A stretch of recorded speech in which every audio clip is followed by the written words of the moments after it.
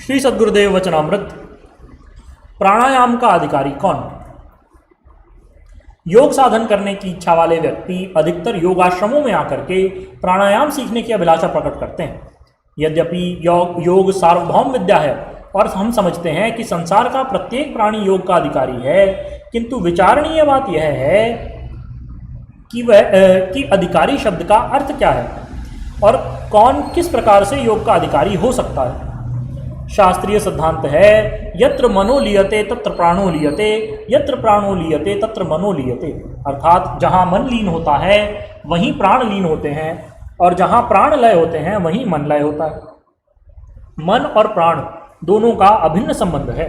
साधक चाहे प्राण की साधना करे या मन की साधना करे, अपने परम लक्ष्य को प्राप्त कर सकता है। फिर क्या आवश्यकता है कि जो लोग प्राणायाम के अधिकारी नहीं, वे लोग प्राणायाम जैसी कठिन विद्या के पीछे पड़ें और अनाधिकारिता से हानियां उठाएं।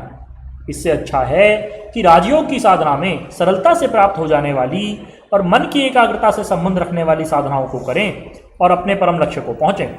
शिव संहिता में भगवान शिव ने योग के उत्तम, मध्यम और निकृष्ट अधिकारियों का बिल्कुल स्पष्ट रूप से वर्णन किया है।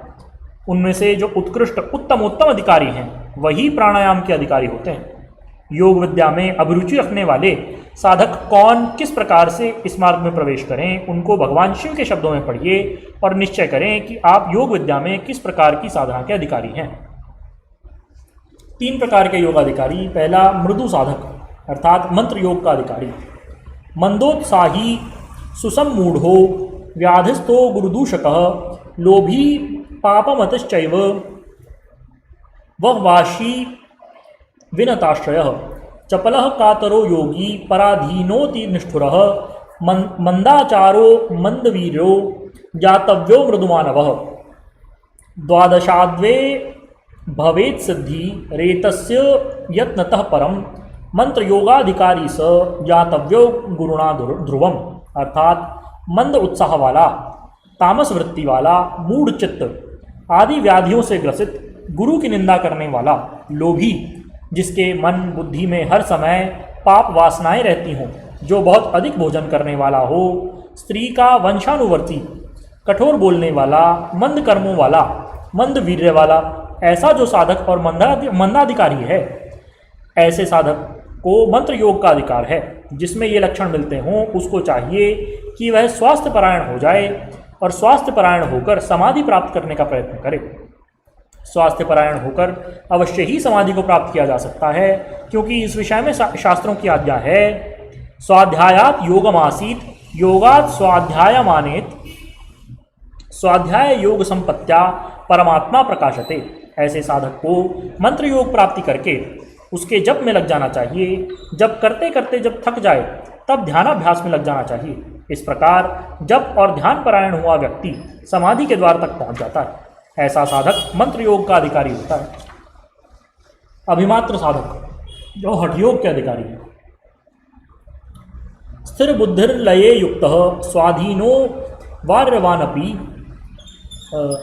महाशयो दयायुक्तः क्षमावान सत्यवानपि शूरो व्यस्थः श्रद्धावान गुरुपादाब्ज पूजकः योगाभ्यास रतः चैव जातव्यः च अधिमात्रकः।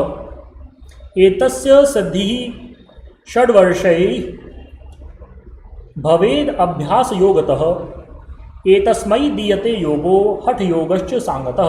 अर्थात स्थिर बुद्धि वाला जिसके निश्चय बार बार न बदलते रहें, लय योग के साधन में जो सामर्थ्य रखता हो, सब प्रकार से स्वतंत्र हो, किसी भी प्रकार की अधीनता न हो, वीर्यवान हो, जिसके विचार ऊंचे हों, प्राणी मात्र पर दया की भावना मन में हो, क्षमाशील हो, समाधि योग में निवृत्ति हो, सत्य जिसके मन में वास करता हो, गुरुदेव के चरणारविंदों का जो पुजारी हो, शूरवीर हो, योगाभ्यास में पूरी लगन वाला हो, ऐसे साधक को अभिमात्र साधक कहते हैं। ये साधक हठयोग के अधिकारी हैं। हठाभ्यास स्तर ये साधक जल्दी से जल्दी उन्नति को प्राप्त कर लेते हैं। इसके अतिरिक्त आगे जो लक्षण बताए जा रहे हैं वे उत्तम अधिकारी के लक्षण हैं। उत्तम अधिकारी वह जो सर्व योग का अधिकारी हो। महावीरान्वित उत्साही मनोजः शौर्यवानपि शास्त्रज्ञो अभ्यासशीलः च निर्मोहश्च निराकुलः नवयौवन संपन्नो मिताहारी जितेन्द्रियः निर्भयश्च शुचिर्दक्षो दाता सर्वजनाश्रयः अधिकारी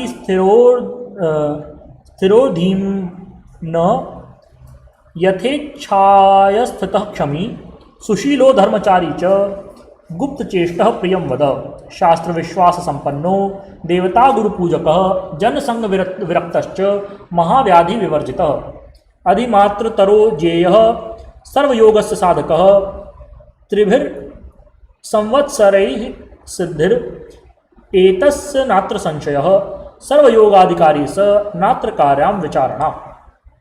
अर्थात महावीरवान, उत्साहयुक्त, स्वरूपवान, शूरता से संपन्न, शास्त्र ज्ञान वाला, अभ्यासशील, मोह से रहित, आकुलता से रहित अर्थात सावधान, नवयौवन से संपन्न, मिताहारी, इंद्रियों को वश में रखने वाला, निर्भय, पवित्र आचरण वाला, चतुर, दानशील, शरणागत का पालन करने वाला, स्थिर चित्त, बुद्धिमान, संतोषयुक्त, क्षमावान, शीलवान, धार्मिक कर्मों को गोप्य रखने वाला, प्रिय, सत्यवादी, शास्त्र में विश्वास वाला, देवता और गुरु का पूजक, जनसंग से रहित, महाव्याधि रहित, ऐसे गुण जिसमें हो वो सब योगों का साधक है।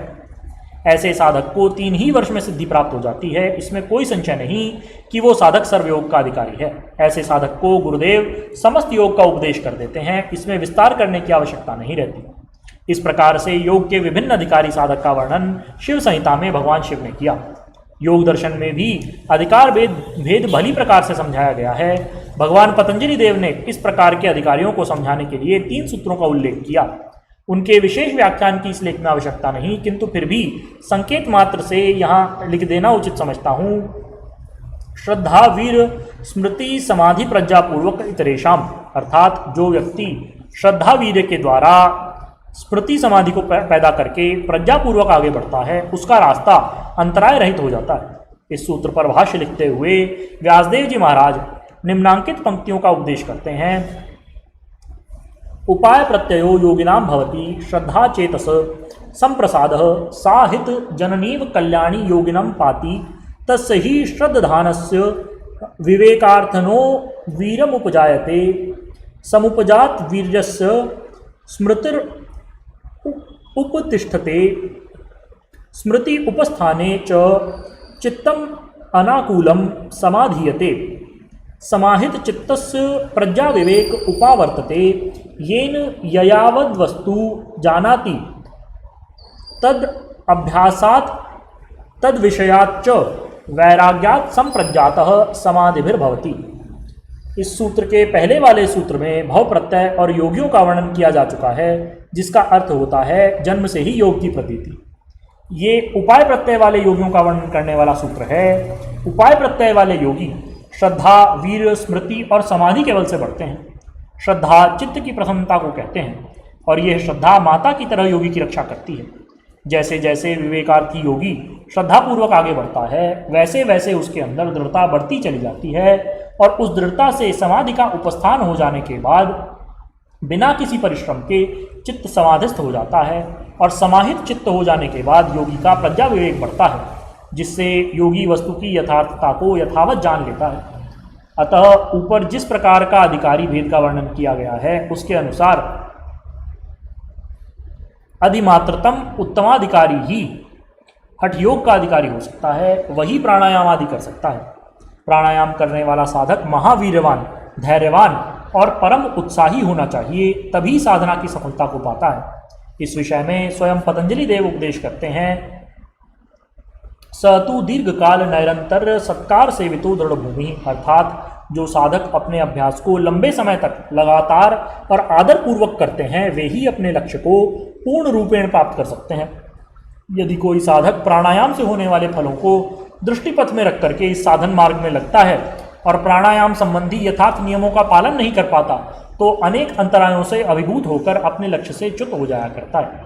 योग विद्या सार्वभौम विद्या है, किंतु हमारे आचार्यों ने अधिकार भेद अवश्य ही माना है। अधिकार भेद का संबंध मनुष्य की कार्याभरण सामर्थ्य अर्थात मनुष्य की कार्यारंभण सामर्थ्य अर्थात मनुष्य की योग्यता से है कि वह किस साधना को अपनी योग्यता पूर्वक और जल्दी से कर सकता है। इस बात को केवल मात्र उसके शिक्षक सामर्थ्यवान गुरुदेव ही समझेंगे और उसके बल या अबल को देख करके साधन प्रदान करेंगे जिससे वो अपने लक्ष्य को सफलतापूर्वक प्राप्त कर लेगा। बोलिए श्री सद्गुरुदेव भगवान की जय। परम प्रभु श्री रामलाल जी महाराज की जय। योगीराज अनंत स्वामी श्री चंद्रमोहन जी महाराज की जय। श्री सदाशिव भगवान की जय। श्री वृंदावन बिहारी लाल की जय। श्री शंकर भगवान की जय। हर हर महादेव।